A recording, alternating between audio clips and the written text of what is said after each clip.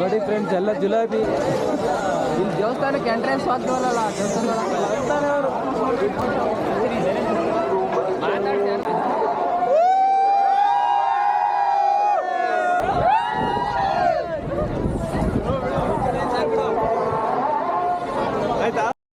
ಈ ನಮ್ಮೂರ್ ಜಾತ್ರೆ ಬಗ್ಗೆ ಎರಡು ಮಾತು ಕೇಳೋಣ ಬನ್ನಿ, ನೋಡೋಣ. ಈ ಜಾತ್ರೆ ವಿಶೇಷ ಏನಪ್ಪಾ ಅಂತಂದ್ರೆ, ನಾವು ಕೇಳಿದ್ದನ್ನ ಇಷ್ಟಾರ್ಥನ ಈಡೇರಿಸುತ್ತೆ. ಈ ದೇವರು ಭಾರಿ ಪವರ್ಫುಲ್. ಹಾಗಾಗಿ ನಾವ್ ಹೆಂಗ್ ನಡ್ಕೊಂತೀವಿ ಹಂಗೆ ನಮಗೆ ಪ್ರತಿಫಲ ಕೊಡುತ್ತೆ. ಹಾಗಾಗಿ ನಾವು 10 ವರ್ಷದಿಂದಲೂ ಬರ್ತಾ ಇದೀವಿ ಜಾತ್ರೆಗೆ. ಎಷ್ಟು ವರ್ಷದಿಂದ ನಡೀತಾ? ಇತಿಹಾಸದಿಂದಲೂ ನಡೀತಾ ಇದೆ ಇದು. ಪ್ರತಿ ವರ್ಷನೂ ಇಷ್ಟೇ ಜನ ಸೇರುತ್ತೆ, ಇದಕ್ಕಿಂತ ಜಾಸ್ತಿ ಜನ ಸೇರುತ್ತೆ. ಮತ್ತೆ ಎಲ್ಲಾ ಪ್ರಸಾದ ವ್ಯವಸ್ಥೆ ಇದೆ.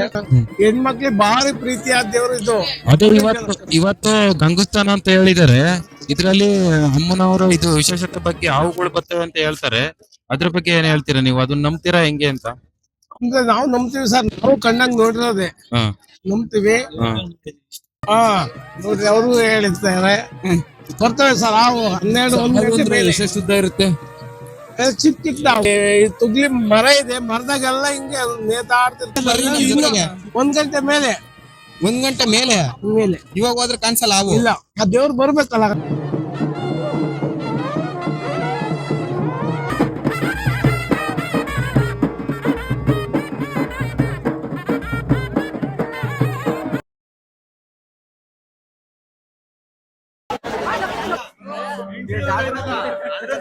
ನೋಡಿ ಏನಂತ ಕೇಳಿದ್ರೆ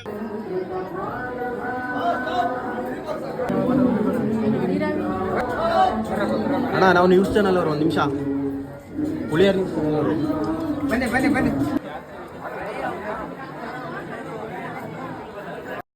ನಮ್ಮೂರಿನ ಜಾತ್ರೆ 1 ಶತಮಾನಕ್ಕೂ ಹೆಚ್ಚು ಹಿಂದೆ ಪ್ರಾರಂಭವಾಗಿತ್ತು.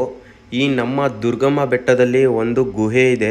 ಈ ಗುಹೆ ಒಳಗಡೆ ಸುಮಾರು 100 ವರ್ಷಗಳ ಹಿಂದೆ ಒಂದು ಹುಂಜವನ್ನು ಬಿಟ್ಟಿರುತ್ತಾರೆ. ಆ ಹುಂಜ ಸುಮಾರು 10 ಕಿಲೋಮೀಟರ್ ದೂರದಲ್ಲಿರುವ ಸಿದ್ದಪ್ಪ ಎಂಬ ಬೆಟ್ಟಕ್ಕೆ ಹೋಗಿ ಅಲ್ಲಿ ಕೂಗುತ್ತಿತ್ತು.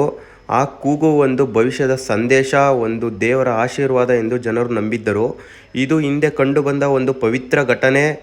ನಾವು ಅದನ್ನು ಇಂದಿಗೂ ನಂಬಿಕೆಯಿಂದ ಸಹಿಸುತ್ತೇವೆ.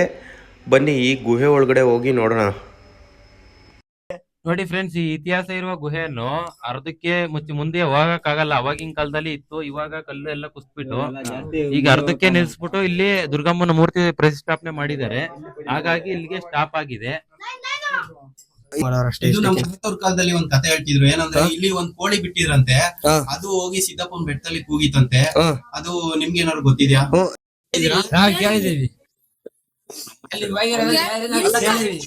ಇಲ್ಲಿಂದ ಈ ಮೂರ್ತಿಯನ್ನು ಯಾರು ಕೆತ್ತಿರೋದಲ್ಲ, ಅದ್ರ ಸ್ಥಾಪನೆ ಇರೋದು. ಕೋಳಿ ಬಿಟ್ಟಿರೋದಂತೂ ನಿಜ, ಸತ್ಯ.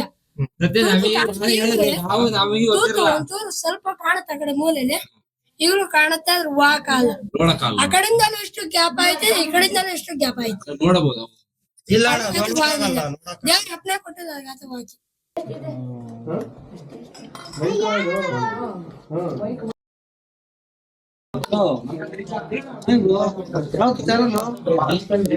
ನಮ್ದು ಕನ್ನಡಿಗ ಕಿರಣ್ ಅಂತ ಯೂಟ್ಯೂಬ್.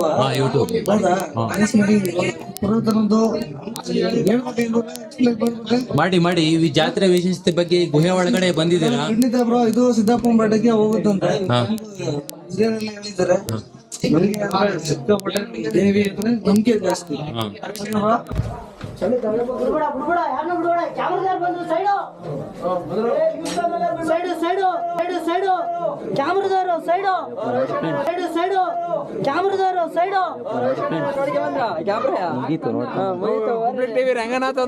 ನಮ್ಮೂರಿನ ಜಾತ್ರೆಯ ವಿಶೇಷ ಏನೆಂದರೆ, ದೇವರು ಗಂಗಸ್ಥಾನಕ್ಕೆ ಹೋಗಿ ಆ ಸ್ಥಳದಿಂದ ಒಂದು ಅದ್ಭುತ ಮಾರ್ಗದಿಂದ ದಿವ್ಯ ಉತ್ಸವದ ಮೂಲಕ ದೇವಾಲಯದ ಬಳಿ ಬರುತ್ತದೆ. ದೇವಸ್ಥಾನದ ಬಳಿ ಬಂದು ಒಂದು ತುಗಲಿ ಮರ ಇದೆ. ಆ ಮರದಲ್ಲಿ ಹಾವುಗಳು ಕಾಣಿಸಿಕೊಳ್ಳುತ್ತವೆ. ಈ ವಿಶಿಷ್ಟ ದೃಶ್ಯವನ್ನು ನೋಡಲು ಸಾವಿರಾರು ಭಕ್ತರು ಸೇರುತ್ತಾರೆ. ಜನರು ಇದನ್ನು ನಿಜವಾದ ದೇವರ ದರ್ಶನ, ದೇವರ ಆಶೀರ್ವಾದ ಒಂದು ಸಂಕೇತವಾಗಿ ನಂಬುತ್ತಾರೆ.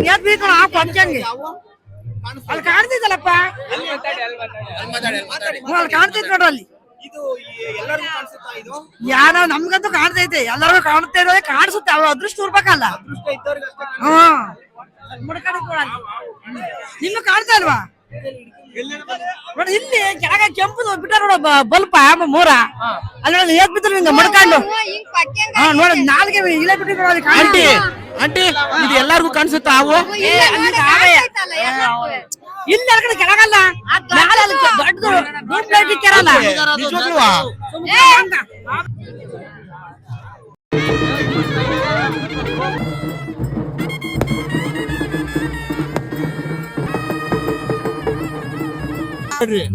ಬುಧವಾರ ಜಲ್ದಿ ನಿನ್ನೆ ತಾಯಿ ಪವಾಡನ ಬಾಯಿಂದ ಹೇಳಿದ್ರೆ ಆಗಲ್ಲ, ಇಲ್ಲಿ ಬಂದು ಅದನ್ನ ಅನ್ಭವಿಸ್ತಾರ್ಗೆ ಗೊತ್ತು. ಅಷ್ಟ್ ಮಾತ್ರ ಹೇಳಕ್ ಇಷ್ಟಪಡ್ತೀವಿ. ಈ ಹಾವು ಬರ್ಬೇಕು ಅಂತಂದ್ರೆ ಇನ್ನು ಎಷ್ಟೊತ್ತು ವೆಯ್ಟ್ ಮಾಡ್ಬೇಕು? ಹಾವು ಬರ್ಬೇಕು ಅಂದ್ರೆ ಇನ್ನು ಎಷ್ಟೊತ್ತು ವೆಯ್ಟ್ ಇಲ್ಲ ಮಾಡ್ಬೇಕು? ನಮಗ್ ಗೊತ್ತಿರಂಗೆ ಬೆಳಗಿನ ಜಾವ 3 ಗಂಟೆಗೆ ಬರುತ್ತೆ ಅಂತ ಗೊತ್ತಿತ್ತು. ಗದ್ಗೆ ಆಗ ಗಂಟ ಏನಂದ್ರೆ ಅಲ್ಲಿ ಕಳ್ಸ ಆಗುತ್ತೆ, ಕಳ್ಸ ಬಂದು ಗದ್ಗೆ ಆಗ ಗಂಟ ನಡೆಯುತ್ತೆ. ಗದ್ಗೆ ಆದ್ಮೇಲೆ ಅಮ್ಮ ಹಾವು ಕಾಣಿಸ್ಕೊಂಡ್ 3 ಗಂಟೆ ಬೆಳಗಿನ ಜಾವ ಅಂತ ನಮ್ಮ ಅಮ್ಮರೆಲ್ಲ ಹೇಳೋರು. ನಾನು ಆಲ್ಮೋಸ್ಟ್ ಈಗ 3ನೇ ವರ್ಷದಲ್ಲಿ ನೋಡಿದೀನಿ, ಅಷ್ಟ್ ಮಾತ್ರ ಗೊತ್ತು. ಎಲ್ಲ ಚೆನ್ನಾಗಿದೆ, ಇಲ್ಲಿ ಬಂದು ಅನ್ಭವಿಸ್ತಾರ್ಗೆ ಗೊತ್ತು. ಇಲ್ಲೆಲ್ಲ ಬಹಳ ಖುಷಿ ಆಗುತ್ತೆ. ಅಮ್ಮಯ್ಯನ ಜಾತ್ರೆಗೆ ಯಾರ್ಯಾರು ಬಂದಿಲ್ಲ ಬಂದು ಎಲ್ಲಾರು ಬಂದು ಖುಷಿಯಾಗೆಲ್ಲ ನೋಡ್ರಿ, ಎಂಜಾಯ್ ಮಾಡ್ರಿ. ಮತ್ತೆ ತಾಯಿ ಕೃಪೆ ಎಲ್ಲಾರ್ಗು ಸಿಗ್ಲಿ, ಇಷ್ಟ್ ಮಾತ್ರ ಹೇಳಕ್ ಇಷ್ಟಪಡ್ತೀನಿ. Thank you.